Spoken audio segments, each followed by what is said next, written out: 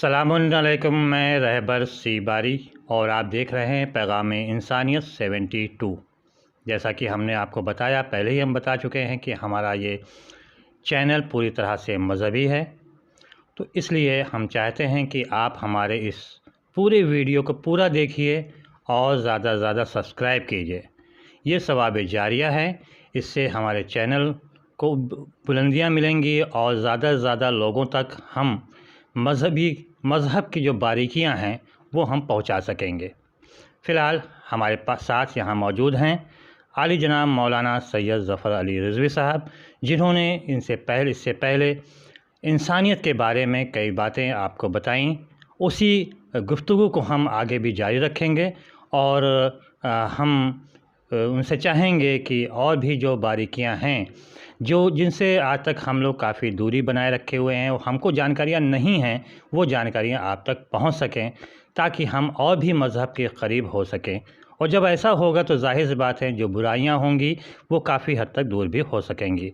बहुत बहुत शुक्रिया जनाब मौलाना सैयद ज़फ़र अली रिज़वी साहब, जो आप हमारे साथ आए। औज़ु बिल्लाहि मिनश शैतानिर रजीम। बिस्मिल्लाहिर्रहमानिर्रहीम। नहमदुहु व नसल्ली अला रसूलिहिल करीम व आलिहि तय्यबीन अत्ताहिरीन व लअनतुल्लाहि अला आदाइहिम अजमईन मिन यौमिना हाज़ा इला यौमिद्दीन। अम्मा बाद। क़ाल अल्लाहु तबारक व तआला फ़ी मुहकम किताबिहिल मुबीन। बिस्मिल्लाहिर्रहमानिर्रहीम। मन युतिल्लाह वर्रसूला फ़उलाइका मअल्लज़ीना अनअमल्लाहु अलैहिम मिनन नबिय्यीन वस्सिद्दीक़ीन वश्शुहदा वस्सालिहीन व हसुना उलाइका रफ़ीक़ा। मैंने गुज़श्ता क़िस्त में इसी आयत की तिलावत की थी और ये अर्ज़ किया था, इसी में आज जो है इसके शान नुज़ूल जो है बयान कर दूँ। रसूल के एक सहाबी थे सौबान, जिनका नाम था सौबान। एक दिन सरकार अंबिया की खिदमत में तशरीफ़ लाए तो चेहरा बहुत ही मुरझाया हुआ था, अफसुर्दा थे।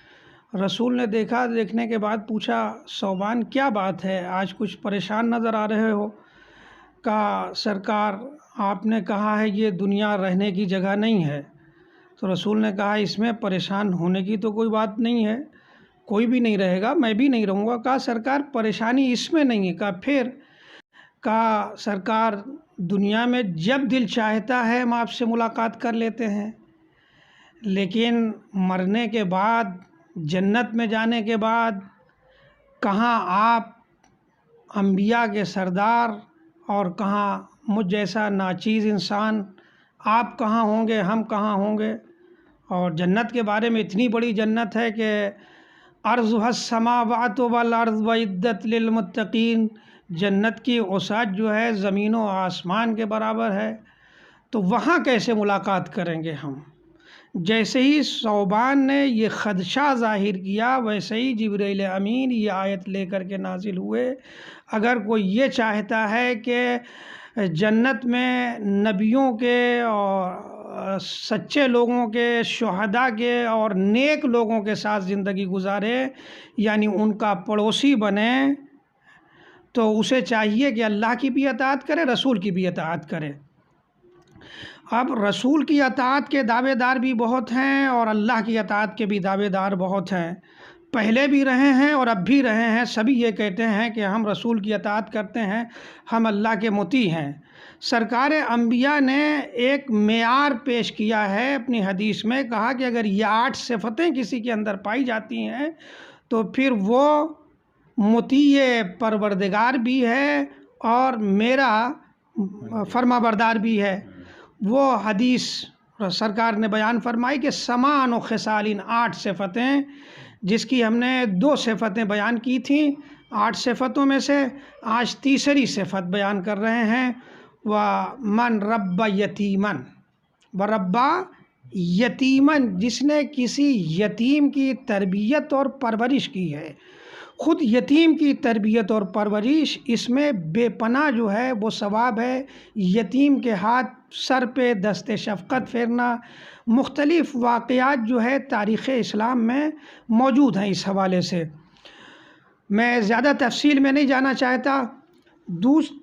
چوتھی چیز جو ہے وہ ہے من ہدا ضالن، کہ جو کسی گمراہ کی ہدایت کرتا ہے۔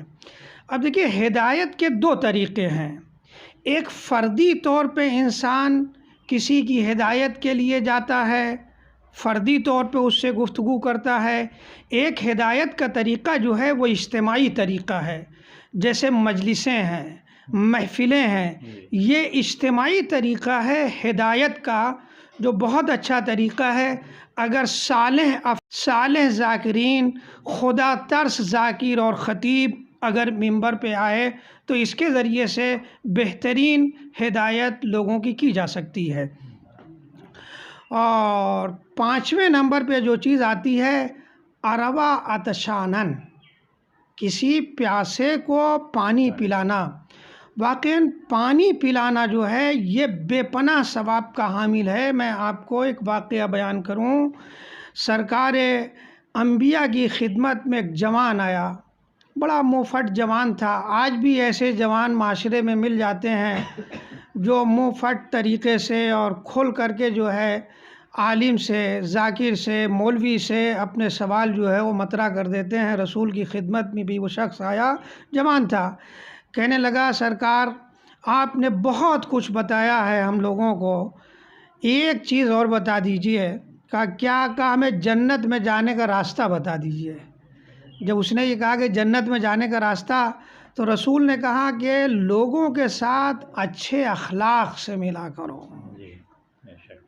اچھا اخلاق لوگوں کے ساتھ پیش کیا کرو۔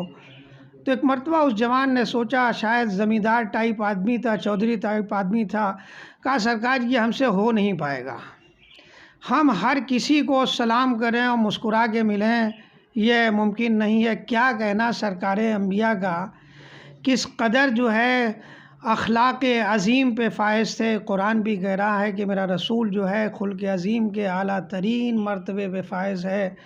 رسول نے کہا ٹھیک ہے، یہ کام نہیں کر سکتے؟ کہا نہیں سرکار یہ کام میں نہیں کر پاؤں گا۔ کہا اچھا تو پھر ایسا ہے کہ جن گھروں پہ پانی کی مشکل ہے، پانی نہیں ہے، ان کے لیے پانی کی سبیل کا انتظام کر دو۔ کہا سرکار یہ کام تو بہت آسانی سے میں کر سکتا ہوں، اس لیے کہ کوئی ضروری تھوڑی ہے کہ میں گھر گھر جاؤں لوگوں کو سلام کرنے کے لیے، میں ایک مزدور رکھ سکتا ہوں، مزدور کے ذریعے سے پانی لوگوں کے گھروں پہ پہنچا سکتا ہوں۔ تو آپ نے ملاحظہ فرمایا کہ پانی کا انتظام کرنا، سبیل کا انتظام کرنا، یہ بے پناہ ثواب ہے، یعنی یہ جنت میں جانے کا راستہ ہے۔ یعنی اس واقعے سے ہم اس نتیجے پہ پہنچتے ہیں کہ اگر پانی کا انتظام مومنین کے لیے، مسلمین کے لیے، میں مسلمین کا لفظ اس لیے استعمال کر رہا ہوں کہ اس سے پہلے والی میں نے قسط میں یہ عرض کیا تھا، حدیث قدسی بیان کی تھی، جس میں جناب جبرائیل نے ذکر کیا تھا کہ میں زمین پہ اگر حکم دے دیا جائے کہ زمین پہ جا کے عبادت کروں تو میں 3 عبادتیں انجام دوں گا۔ پہلی عبادت کا ذکر جناب جبرائیل نے کیا تھا سقل مسلمین، میں مسلمانوں کو پانی سے سیراب کروں گا۔ تو مسلمان کو، مسلمین کو اور مومنین کے لیے پانی کا انتظام کرنا یہ عبادت بھی ہے بہت بڑی، اور جنت میں جانے کا راستہ ہے۔ اب اگر کوئی پانی کو روکتا ہے تو اس کا مطلب یہ ہے کہ وہ جنت میں جانا نہیں چاہتا ہے، اور اگر لشکر ہے یا فرد ہے تو وہ لشکر یا فرد جو ہے وہ کبھی بھی جنتی نہیں ہو سکتا ہے۔ اب بات واضح ہو گئی کہ کربلا میں بھی اگر کسی نے پانی کو روکا ہے تو اس کا مطلب یہ ہے کہ پانی روکنے والے جنتی نہیں ہیں، بلکہ ان کا راستہ جہنم کی طرف جا رہا ہے۔